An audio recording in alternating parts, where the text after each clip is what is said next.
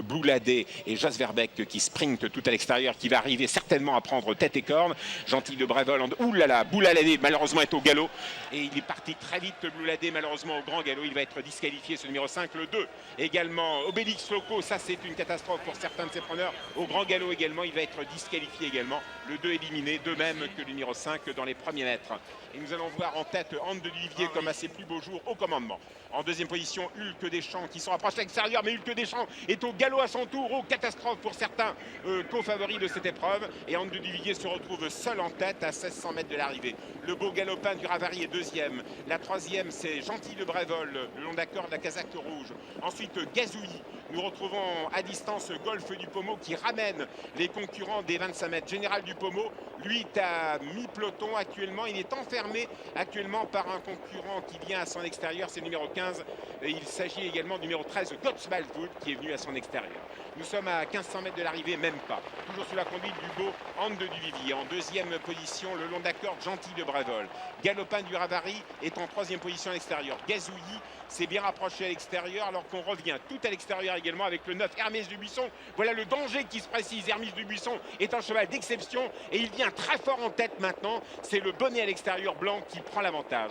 Jean-Pierre Dubois prend l'avantage à 900 mètres du but avec Hermès Dubuisson. Anne de Duvivier deuxième. Le long d'accord Gentil de Brévol est encore en troisième position, mais Galopin du Ravary va toujours bien également en troisième position. Grâce du Cal, c'est la casaque bleu clair qui se rapproche tout à l'extérieur, alors que Général du Pommeau se rapproche dans le sillage des premiers. Il peut encore avoir sa chance, au moins pour un accessiste.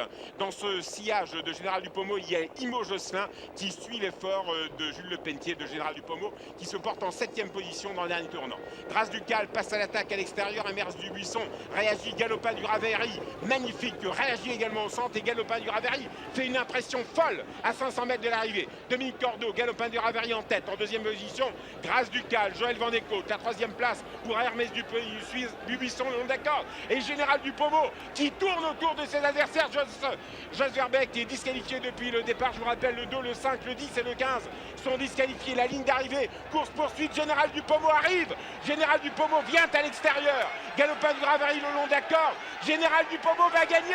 Allez, petit Général, tu vas gagner. Général du Pommeau en champion l'emporte. Galopin du Ravary et deuxième. Golfe du Pommeau est disqualifié de la troisième place alors qu'il passe le poteau au galop. Anne de Duvivier prendra cette troisième place. Gentil de Brévol et Imo Josselin s'octroient peut-être la quatrième et la cinquième place. C'est époustouflant.